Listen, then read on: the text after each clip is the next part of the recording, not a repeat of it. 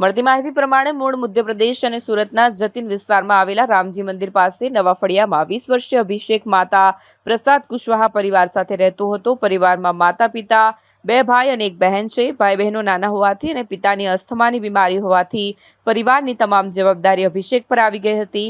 અભિષેક પાણીપુરીની લારી ચલાવીને પરિવારનું ગુજરાન ચલાવી રહ્યો હતો। ગતરોજ સાંજે અભિષેક સચિનમાં ડીમાર્ટ પાસે એક જગ્યા પર પાણીપુરીની લારી લગાવીને પાણીપુરી વેચી રહ્યો હતો। તે દરમિયાન સાંજના સમયે વરસાદના પગલે તાડપત્રી બાંધવાનો પ્રયાસ કરી રહ્યો હતો। લારીની બાજુમાં એક જીઈબીનો થાંભલો આવેલો છે, જેમાં ખુલ્લા વાયરો હતા, જેના પગલે અચાનક જ અભિષેકને જોરદાર કરંટ લાગ્યો। તેથી તેને સિવિલ હોસ્પિટલ ખસેડવામાં આવતા મૃત જાહેર કરાયો હતો।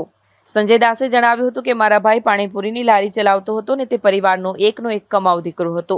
તેના બીજા નાના ભાઈ બહેન છે। મારા ભાઈના મોતના પગલે પરિવારે આર્થિક આધાર ગુમાવી દીધો છે। ત્યાં સંપૂર્ણ બેદરકારી જોવા મળી હતી અને ખુલ્લા વાયરો હતા, જેના કારણે મારા ભાઈને કરંટ લાગ્યો અને મોત નીપજ્યું હતું એમ જણાવ્યું હતું। મારું નામ સંદેશ સુરેશભાઈ દાસ છે।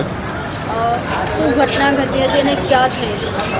આ ઘટના ડીમાર્ટ સચિનની સામેની વાત છે અને ત્યાં કરંટ જીબીવાળા જે છે એમની બેદરકારીના વજહથી આ કરંટ પાસ થયું।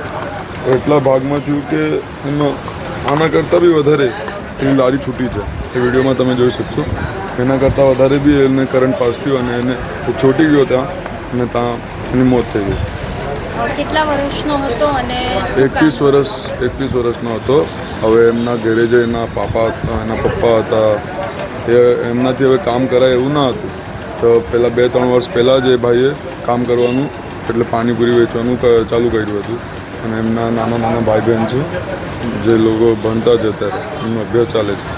હવે એ લોકો એમના પર જ નિર્ભર હતા। હવે એ તો આજે રહ્યો નહીં। જેનું મોત થયું છે નામ શું છે? અભિષેક કુશવાહા। કોની બેદરકારી લાગે છે? હવે સાહેબ તમને વિડીયો તમારી પાસે છે, જીબીવાળાનો એ જે થાંભલો છે, નાગો છે, આખી નાગો, ચાલો આજે એનો થયો, કાલે કોઈ બીજાનું થશે।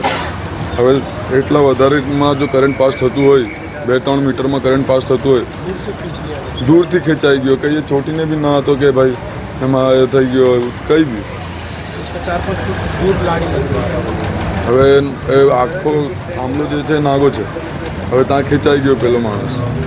હવે એમને અત્યારે 1 મહિના પહેલાં એમની એન્ગેજમેન્ટ થઈ ગયેલી અને 3 મહિના પછી એમનું લગ્ન હતું।